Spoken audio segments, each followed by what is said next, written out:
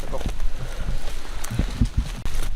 Kebakaran lahan yang terjadi di beberapa wilayah di Sumsel seperti Kabupaten Ogan Komering Ilir dan Ogan Ilir yang mengakibatkan kabut asap di Palembang.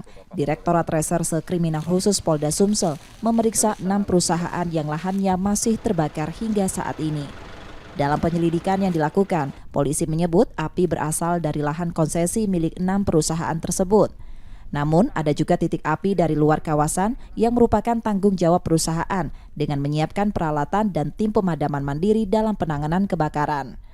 Polisi menyebut satu perusahaan yang eskalasi kebakaran di lahannya terus meluas di Oki, namun sudah lama bangkrut dan dikelola kurator. Kebakaran yang terjadi karena unsur kesengajaan. Nah, itu nanti dari hasil penyelidikan kita cek juga dari SOP penanganan mereka, disebut sarana prasarana dari peralatan mereka sama petugas dari pemadam kebakaran. Jadi kita lihat di sana. Jadi untuk asal api walaupun berasal dari luar, kalau jika dari pihak perusahaan tidak melaksanakan SOP bisa kita kenakan. Jadi 6 sudah kita lakukan pemanggilan. Ada salah satu juga perusahaan yang sudah pilot Nah itu yang sampai sekarang memang terjadi kebakaran terus.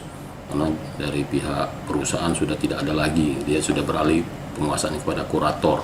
Ini nanti lagi kami dalami dengan ahli untuk pertanggungjawaban kurator selaku yang mengamankan aset dari pihak perusahaan.